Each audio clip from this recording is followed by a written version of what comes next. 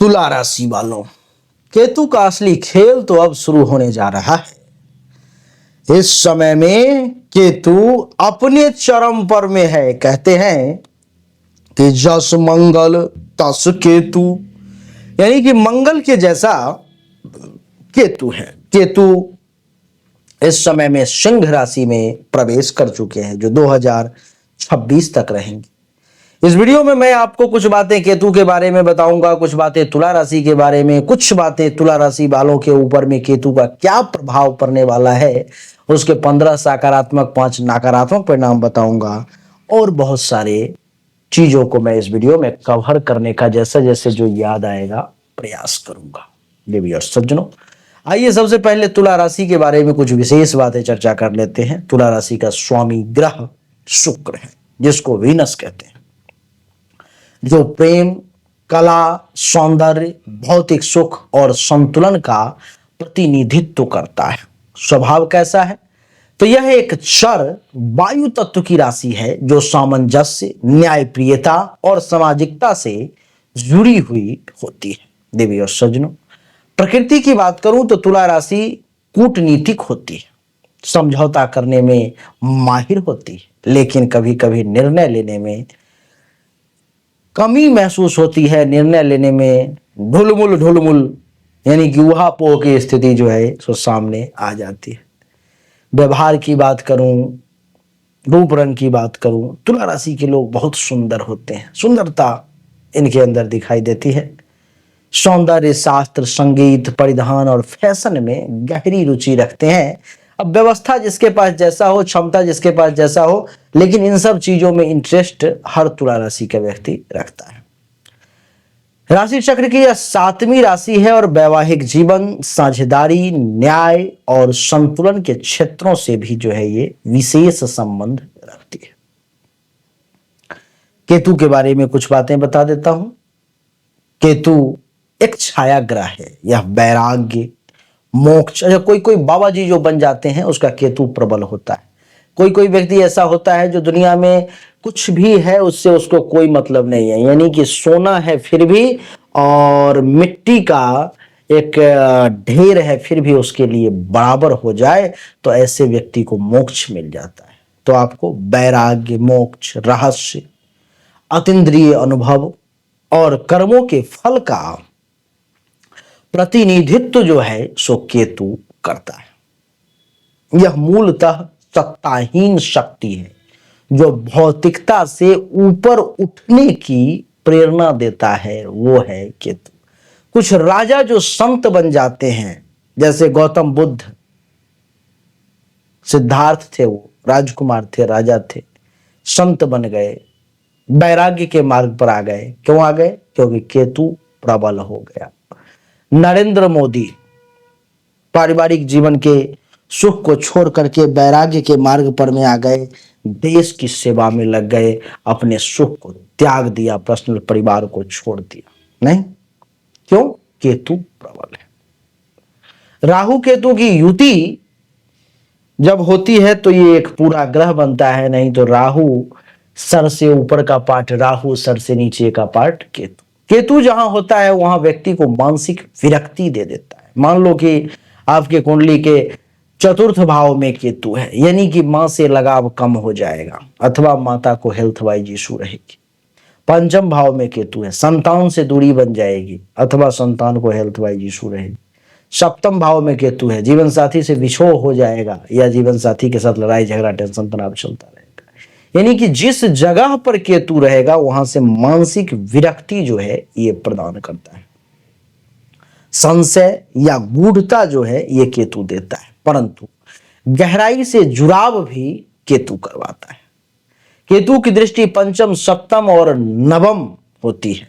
जहां पर भी दृष्टि डालता है यह अद्भुत घटनाओं का जो है सो निर्माण कर देता है। केतु केतु ग्रहों में तपस्वी और शोधकर्ता के रूप में विख्यात है। इसे आध्यात्म, तंत्र, शोध, रत्न, आयुर्वेद और पारलौकिक शक्तियों से भी जो है सो जोड़ा जाता है। अब बात करूंगा तुला राशि के कुंडली में। केतु एकादश भाव में बैठा हुआ है तो उसके क्या परिणाम निकल करके सामने आएंगे। सबसे पहले 15 सकारात्मक परिणाम के बारे में बात कर लेते हैं, फिर 5 नकारात्मक परिणाम के बारे में बात करेंगे। देवी और सज्जनों, गूढ़ विषयों में केतु आपकी रुचि इस समय में जागृत कर देगा तुला राशि वाले, जैसे कि ज्योतिष, तंत्र, मनोविज्ञान और रहस्य से जुड़े विषयों में आपकी रुचि इस समय में खूब जागृत हो जाएगी। अनुयायी या शिष्य जो है सो इस समय में आपको मिल सकते हैं। एकादश भाव सामाजिक प्रभाव देता है, जिससे आपको अपने अनुयायी मिल सकते हैं, अपने फॉलोअर मिल सकते हैं। कुछ लोग आपको अपना गुरु बनाने की चाह लेकर के आपके पास आ सकते हैं। अप्रत्याशित लाभ, अचानक आय के स्रोत बन सकते हैं, जैसे निवेश, जुआ, बीमा, इन सब में आपका इंटरेस्ट जो है सो जागृत हो सकता है। कुशल रणनीतिकार जो है आपको इस समय में केतु बना देगा। केतु की दृष्टि से तृतीय भाव पर में प्रभाव पड़ने से आप में साहसी और कूटनीतिक दोनों ही समझ इस समय में डेवलप होगी। साहस भी रहेगा और कूटनीति करने की क्षमता भी रहेगी। लेखन या संवाद में भी मौलिकता देखने को मिलेगी। अपनी बातों में रहस्य और आध्यात्म की गहराई दोनों ही आप लेकर के इस समय में किसी के सामने प्रस्तुत करेंगे। नए मित्र वर्ग बनेंगे।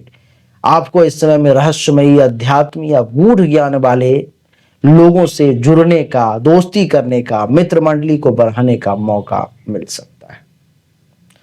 पुराने कर्मों का उदय जो है इस समय में होगा। एकादश भाव में केतु आपके पिछले जीवन के पुण्य और पाप का परिणाम भी लेकर के इस समय में आएगा। ध्यान और तप की बात करूं तो केतु ध्यान भी है और केतु तप भी है। ध्यान या मौन साधना में आप चाहें तो इस समय में केतु आपको सफलता जो है सो दे देगा।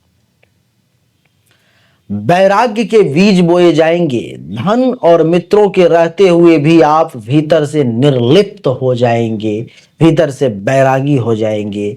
चीज, वस्तुएं, भोग विलास की सारी सामग्री रहते हुए भी आपको इन चीजों के प्रति ज्यादा मोह इस समय में नहीं रहेगा। अलौकिक अनुभव, सपनों, चिंतन या गहन ध्यान में रहस्यमयी अनुभव जो है इस समय में आपको देखने को मिल सकती है। न्यायिक मामलों में अंतर्दृष्टि प्राप्त होगी।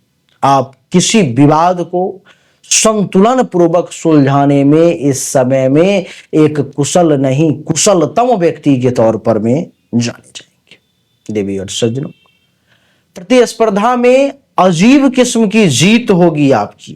बिना किसी प्रतिस्पर्धा के भी आप इस समय में विजयी कहलाएंगे। विजय हासिल जो है सो आप कर लेंगे।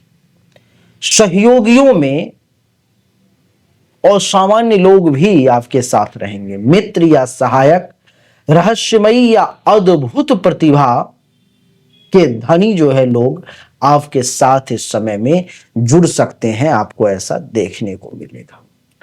सामाजिक क्षेत्र में भी अलग पहचान आपकी बनेगी।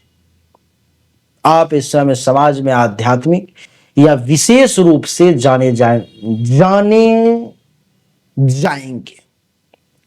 वाणी में तपस्या का भाव दिखाई देगा। जब आप बोलेंगे तो शब्दों में गहराई और मौन का प्रभाव जो है इस समय में पूर्ण रूप से आपको देखने को मिलेगा।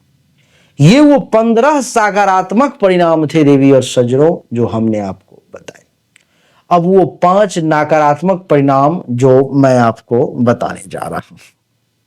मित्रों से धोखा। मित्र अचानक धोखा दे सकते हैं आपको या गायब हो सकते हैं, तो इस समय में दोस्तों से सावधान रहें। धन का अस्थिर प्रवाह।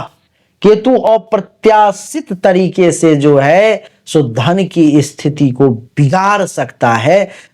बिना मतलब का पैसे का जो खर्च है या लेन देन है या इधर उधर करना है वो आपको देखने को मिल सकता है। संबंधों में विरक्ति। पंचम और सप्तम दृष्टियों के कारण प्रेम, संतान और दाम्पत्य जीवन में भी कुछ उदासीनता देखने को मिल सकती है। इतना सरस नहीं रहेगा ये भी। सामाजिक अलगाव, इस समय में सामाजिक जीवन में भी अलग थलग महसूस आप कर सकते हैं। अप्रत्याशित खर्चा, ऐसे खर्च जो बिना वजह या गुप्त कारणों से होते हैं वो भी आपको देखने को मिलेंगे। देवी और सज्जनों, ये वो तुला राशि वालों के लिए केतु के परिणाम थे जो हमने आपको बताए, जो अभी से लेके 2026 तक आपको मिलेंगे।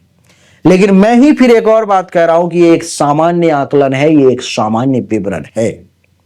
ये 100% कभी भी सही नहीं हो सकता, 70-80% तक ही ये एक्यूरेट ठहर सकता है।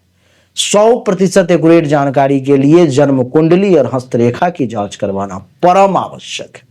अगर आप अपनी जन्म कुंडली या हस्तरेखा की जांच करवाना चाहते हो तो सामने दिए गए नंबर पर अपनी जन्म तारीख, जन्म समय, जन्म स्थान, दोनों हाथ की हथेली का फोटो अवश्य भेजें। आपको सही और एक्यूरेट जानकारी निश्चित तौर पर प्राप्त होगी। जो शुल्क होगा आप जमा कर लेंगे और इंतजार करेंगे। अपने भाग्य रत्न को कम से कम जरूर धारण करें।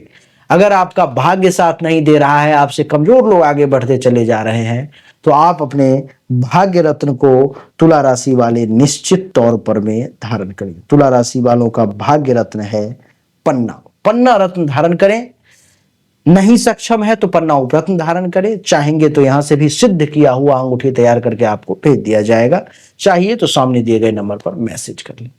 अच्छा लगा तो वीडियो को लाइक करें, शेयर करें, चैनल को सब्सक्राइब करके इसके बेल आइकन के बटन को दबाएं। एक बार फिर से आप सभी का बहुत बहुत धन्यवाद। Thank you so much. जय हिंद, वंदे मातरम। बोलिए राधे राधे राम।